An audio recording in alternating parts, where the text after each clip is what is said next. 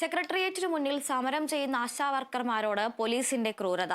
ആശാവർക്കർമാരുടെ സമരപ്പന്തലിലെ tarpaulin police അഴിപ്പിച്ചു. ഇന്ന് പുലർച്ചെ 3 മണിയോടെയാണ് സംഭവം. നാളെ നടക്കുന്ന നിയമസഭയിലേക്കുള്ള മാർച്ചടക്കം വലിയ പ്രതിഷേധങ്ങളിലേക്ക് കടക്കാനാണ് ആശമാരുടെ തീരുമാനം. പുലർച്ചെ 3 മണിയോടെയാണ് സെക്രട്ടേറിയറ്റിനു മുന്നിൽ സമരം ചെയ്യുന്ന ആശാവർക്കർമാരോട് ടാർപോളിൻ അഴിച്ചുമാറ്റാൻ പോലീസ് ആവശ്യപ്പെട്ടത്. മഴയായിട്ടും നിർബന്ധത്തിന് വഴങ്ങി അത് അഴിച്ചുമാറ്റിയെന്നും ആശമാർ പറയുന്നു. ഇന്നലെ ഈ പെരുമഴ മുഴുവൻ ഞങ്ങൾ നനഞ്ഞു.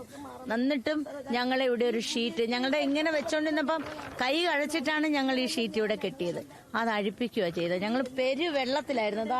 ആ ഷീറ്റ് കംപ്ലീറ്റ് വെള്ളമാണ്. ഇങ്ങനെയാണ് ഞങ്ങളെ വല്ലാതെ മാനസികമായി പീഡിപ്പിച്ചുകൊണ്ടിരിക്കുക. ഞങ്ങൾ നീതി തേടി വന്നതാ ഇവിടെ. ഞങ്ങളുടെ അധികാരികളുടെ മുൻപിലാണ് ഞങ്ങൾ ഇവിടെ വന്നത്. അപ്പൊ ഇവിടെ ജനാധിപത്യത്തിന് യാതൊരു വിലയില്ലാത്ത രീതിയിലാണ്. ജനാധിപത്യ രാജ്യമായതുകൊണ്ടാണ് ഞങ്ങൾ ഇവിടെ വന്നത്. സ്ത്രീപക്ഷ സർക്കാർ എന്നാണ് ഇവർ അവകാശപ്പെടുന്നതെന്നും എന്നിട്ടാണ് ഈ ക്രൂരതയെന്നും ആശമാർ വ്യക്തമാക്കുന്നു. സ്ത്രീപക്ഷ ഗവൺമെന്റ് എന്ന് പറഞ്ഞിട്ട് സ്ത്രീകളെ അതിക്രൂരമായ ഒരു മാനസിക പീഡനമാണ് ഇത്. ശാരീരികമായി മാനസികമായിട്ടൊരു പീഡനം തന്നെ പറയാൻ പറ്റത്തുള്ളൂ. ഞങ്ങളൊന്ന് തല ചായ്ക്കാൻ വേണ്ടിയിട്ടാണ്. അല്ല, ഞങ്ങൾ സ്ഥിരമായിട്ട് ഞങ്ങളിവിടെ സമരപ്പന്തൽ കെട്ടി ഇരിക്കുന്നവരല്ല. മുമ്പ് ഇവിടെ സമരപ്പന്തലും കെട്ടി ഫാനും വെച്ച് ഒരുപാട് പേര് കട്ടിലും മെത്തയും വിരിച്ച് ഇവിടെ സമരം ചെയ്തിട്ടുണ്ട്. ഞങ്ങൾ അങ്ങനെയല്ല. അതേസമയം ആശാവർക്കേഴ്സിന്റെ സമരം 21ാം ദിവസത്തിലേക്ക് കടന്നു. സമരത്തിന് പിന്തുണയേറുമ്പോഴും വിട്ടുവീഴ്ചയ്ക്കില്ലെന്ന നിലപാടിലാണ് ആരോഗ്യവകുപ്പ്.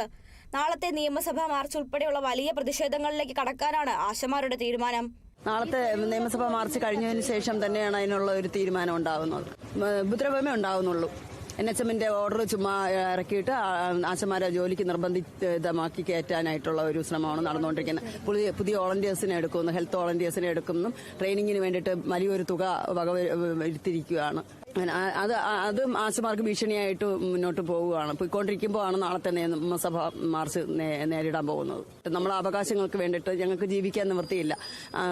പട്ടിണി സമരമെന്ന് തന്നെ പറയാം ഇത്. കൂടുതൽ രാഷ്ട്രീയ നേതാക്കൾ സമരക്കാർക്ക് ഐക്യദാർഢ്യം പ്രഖ്യാപിച്ച് ഇന്നും സെക്രട്ടേറിയറ്റിന് മുന്നിലെത്തും.